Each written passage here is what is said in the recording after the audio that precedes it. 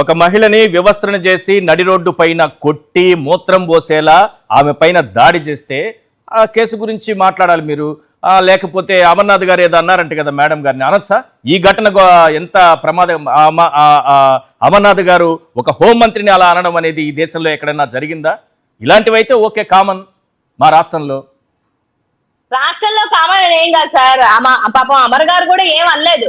వాడు వీడు కోడిగుడ్డు బగలు కొడతాను అని డబుల్ మీనింగ్ డైలాగులన్నీ కొడితే, అమ్మా నువ్వు ఈ మహిళలకి జరుగుతున్నటువంటి సంఘటనలు గాని, అగత్యాలు గాని, రేపులు గాని చంపేసి డ్రమ్ములలో పెడుతున్నారు తల్లి, నువ్వు కేటాయించాల్సిన సమయం ఇక్కడ కేటాయించు, దాని మీద కాదు అని చెప్పారు. అది తప్పొచ్చిందా? మరి దానికే తప్పని అంత విలవలలాడిపోయి మొత్తం స్టేట్ అంతా దగ్ధం చేసినప్పుడు మరి ఒక మహిళకి ఇంత అన్యాయం జరిగింది, ఇంత అవమానం జరిగింది. ద్రౌపదికి ఏ విధంగా అన్యాయం జరిగిందో అదే విధంగా జరిగింది కదా.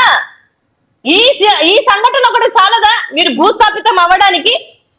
నీ సొంత నియోజకవర్గంలో జరిగిన ఉలకవు పలకవు.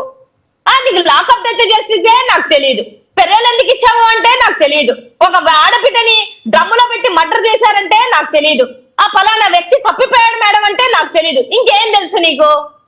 ఏం తెలుసు? 70,000 కెమెరాలు పనిచేస్తున్నాయి అంటే తెలియదు, బూడిదైపోయారంటే తెలియదు. నీ జాతికి సంబంధించినటువంటి ఒక దళితుడు సూసైడ్ చేసుకొని చచ్చిపోతే నీకు తెలియదు. ఇంక ఏం తెలుసు సార్ ఆవిడికి? ఇంకా ర్యాంకులు ఇలా రాకుండా ఫస్ట్ ర్యాంక్ ఇస్తారా ఏమన్నా రాష్ట్రంలో? మీరు అన్నట్టుగానే మన ఎన్ని పక్కన పెడితే, వీళ్ళు సామాజికంగా జరిగినటువంటి హత్యలు అగత్యాలు పక్కన పెడితే సోషల్ మీడియావి 1200 కేసులు. మహిళలను చూడకుండా అడ్డగోలుగా మాట్లాడుతుంటే ఒక్కదానికి కూడా రెస్పాండ్ అవ్వవు. ఆవిడ ఎప్పుడు రెస్పాండ్ అవుతుందంటే జగన్మోహన్ రెడ్డి గారిని తిట్టడానికి, హెరిటేజ్ ని కాపాడుకోవడానికి, లోకేష్ బాబుని ఏదన్నా అంటే నెత్తి మీద వేసుకొని రావడానికి. ఇందుకా సార్ ఆవిడకి షాక్ ఇచ్చారు? ఇవాళ చాలా బాధతో మాట్లాడుతున్నాం సార్. ఎవరికో ఒక మహిళకి జరిగింది అనుకుంటే కాదు కదా. ఎన్ని లాకప్ డెత్తులు జరిగాయి సార్? ఏమైపోయింది? మాలగంగమ్మ కర్నూలు ఏమైపోయింది? క్రాంతి కుమార్ ఏమైంది? షేక్ దరియా హుసేన్ ఏమైపోయాడు? సాయి కృష్ణ ఏమైపోయాడు? ఏడుకొండలు ఏమైపోయాడు? శ్రీకాకుళంలో ఇంకొక మహిళ ఉంది. అడిగి కడగాలనంటే ఎంతసేపు పడుతుంది సార్? ఒక్క నిమిషం ఆవిడ డైరెక్ట్ గా 1-to-1 డిబేట్ లో కూర్చోమని తెలుస్తుంది సార్ ఆవిడ ఇవాళ ఏం చేస్తుందనని. ఆ చేతగాని హోంమంత్రి పదవికి రాజీనామా చేయమనండి. ఆ మహిళా కమిషన్ ఆమె ఎప్పుడు వస్తుందో, ఎందుకు ఇప్పుడు ఇచ్చారు అన్నానంటే నాకు తెలియలేదంటుంది.